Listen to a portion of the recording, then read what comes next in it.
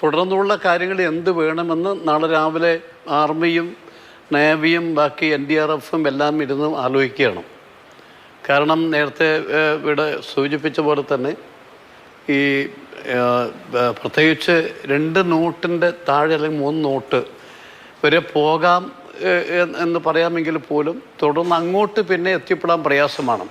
അതുകൊണ്ട് നേവിയെ പോലുള്ള ഒരു ഏജൻസിക്ക് ഫോഴ്സിന് പ്രത്യേകിച്ച് 8 നോട്ട് അണ്ടർ കറണ്ടുള്ള ഇപ്പോഴത്തെ സാഹചര്യത്തിൽ അത് എന്തുമാത്രം ചെയ്യാൻ കഴിയുമെന്നുള്ളത് നാളെ രാവിലെ അവർ തമ്മിൽ ആർമിയും നേവിയും ഇരുന്ന ചർച്ചയ്ക്ക് ശേഷം മാത്രമേ പറയാൻ പറ്റൂ എന്നാണ് ഞാൻ മനസ്സിലാക്കിയിട്ടുള്ളത്. ഏതായാലും നാളെ ജില്ലാ ഭരണകൂടവും അതുപോലെ തന്നെ ബന്ധപ്പെട്ട ഏജൻസികളെല്ലാം രാവിലെ ഇതുമായി ചർച്ച നടത്തും.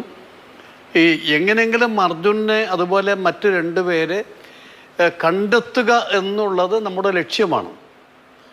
അതിപ്പോൾ നമുക്ക് കിട്ടാവുന്ന എല്ലാ സഹായവും ഇവിടുന്ന് കിട്ടുന്നുണ്ട്. ലോക്കൽ അഡ്മിനിസ്ട്രേഷൻ സഹായമുണ്ട്, അതുപോലെ ഗവൺമെൻറ് സഹായമുണ്ട്, ജില്ലാ ഭരണകൂടത്തിൻ്റെ സഹായമുണ്ട്.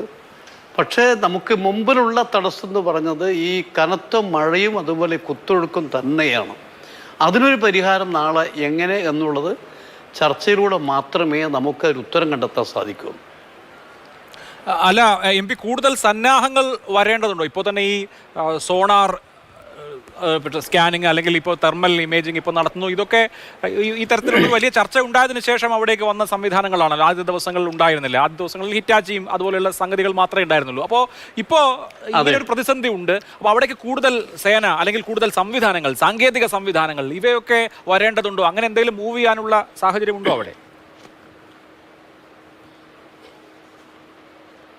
അല്ല, എനിക്ക് തോന്നുന്നു നാളെ രാവിലത്തെ ഈ ഒരു ഏജൻസികളുടെ ഒരു കോർഡിനേഷനോട് മാത്രമേ നമുക്ക് പറയാൻ പറ്റൂ ഇനി എന്ത് എന്ന ചോദ്യമുണ്ട്. നേരത്തെ ഡ്രഡ്ജറെ കുറിച്ച് പറഞ്ഞു. ഈ ഒരു ആലോചന ഉണ്ട് ഡ്രഡ്ജറെ കുറിച്ച്.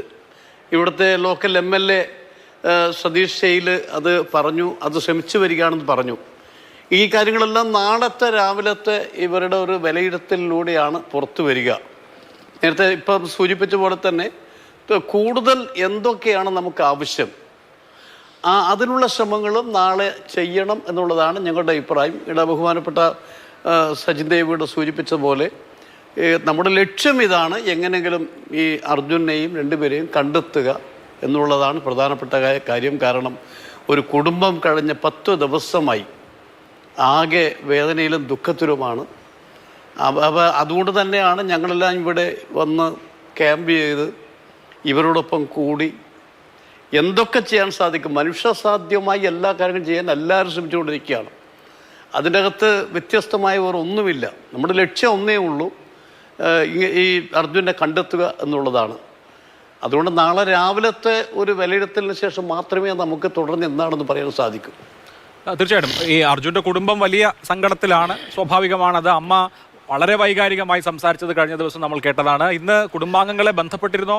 അവർ അല്പമെങ്കിലും ആശ്വാസത്തിലാണോ?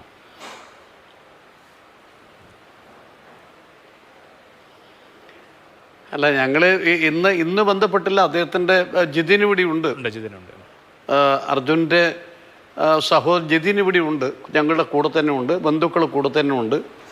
അവരെല്ലാവരും ഈ കാര്യങ്ങൾ നന്നായി മനസ്സിലാക്കിയവരുമാണ്. ചെയ്യാൻ കഴിയാവുന്ന എല്ലാ കാര്യം ചെയ്യുന്ന അവർക്കും ബോധ്യമുണ്ട്. പക്ഷേ ഈ പറയുന്ന ഈ കാലാവസ്ഥയുടെ പ്രതികൂലാവസ്ഥ ഒരു വലിയ പ്രശ്നമാണ്, കുത്തൊഴുക്ക് വലിയ പ്രശ്നമാണ്.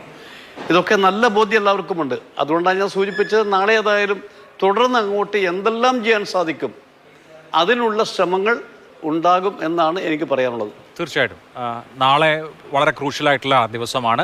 ഇന്ന് രാത്രിയിലും അവിടെ ചില കാര്യങ്ങൾ നടക്കുന്നുണ്ട് എന്നുള്ള കാര്യം പ്രേക്ഷകർ പ്രത്യേകം ശ്രദ്ധിക്കണം. അവിടെ പ്രതികൂല കാലാവസ്ഥയാണ്, എന്നിട്ടും അവിടെ രാത്രിയിലും പ്രവർത്തനങ്ങൾ നടക്കുന്നുണ്ട്.